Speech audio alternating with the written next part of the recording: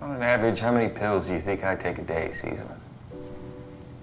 About 103, sir. Help me up. Mr. President. Hi everyone, I'm Johnny, and today we're taking a look at The Butler, a movie that offers a unique perspective on American history in the 20th century. The film has a fantastic cast and offers a very accessible, albeit quick overview of the American civil rights movement through the terms of 6 different presidents. The movie follows the life of Cecil Gaines, played by Forrest Whitaker. Cecil Gaines' story is loosely based on Eugene Allen, a real-life African-American butler who served in the White House for over 30 years during the presidencies of Harry S. Truman, Dwight D. Eisenhower, John F. Kennedy, Lyndon B. Johnson, Richard Nixon, Gerald Ford, Jimmy Carter, and Ronald Reagan, though not all presidents are portrayed in the film. Allen would start his career at the White House in 1952 as a pantryman, washing dishes and polishing silverware. By 1981, Allen was such an important member of staff in the White House, Ronald Reagan invited him as a guest to dine at a state dinner.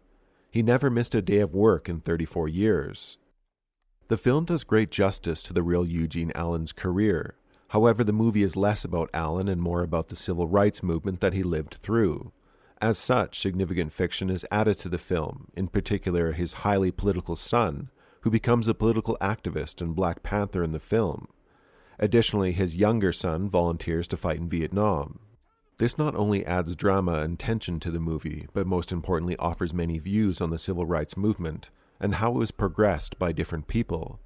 The movie successfully showcases how not only protesters and activists shaped the civil rights movement, but how butlers did so too. Civil rights and racism has not historically just been challenged by activists, but also by hardworking Americans. The butler, like many jobs, is a position of trust. There are many unsung heroes of progress who weren't protesters. Many brought about change by simple, honest, hard work. Black school teachers, butlers, police officers, men and women who all went to work despite racism, knowing they had to work twice as hard for trust, yet did so anyway. One of the points the movie makes so well is that even presidents who had to spend long nights thinking about racial policies did so under the subtle influence of Black colleagues and even friends. Presidents weighed their support on issues such as voting laws and support for South Africa during apartheid. Presidents made policies while they and their families were being cared for by Black staff, whose hard work no doubt crept into their psyche. Beyond historical perspectives on racism and segregation, the portrayal of so many presidents by so many excellent actors in one movie is one of the best highlights of the film.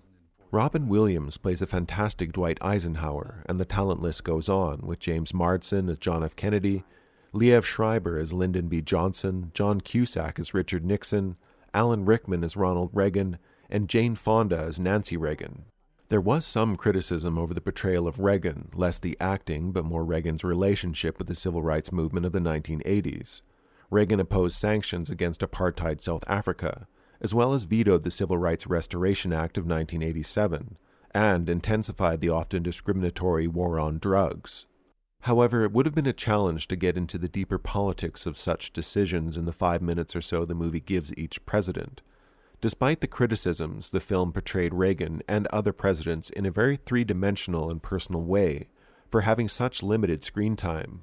The movie ends with Cecil Gaines, a man whose first job as a waiter was at a white-only resort and country club, witnessing the first ever Black president take office. Regardless of your politics or background, the movie should at the very least give some gravity to how that must have felt for many older Black Americans who grew up before the Civil Rights Act of 1964 and had to suffer daily indignities such as drinking from a separate water fountain. Alright, I'm Johnny. Thank you for watching. I think this movie should be inspiring for anyone regardless of their politics, so check it out. Do like, subscribe, or comment to support the channel, and as always, have a nice rest of your day.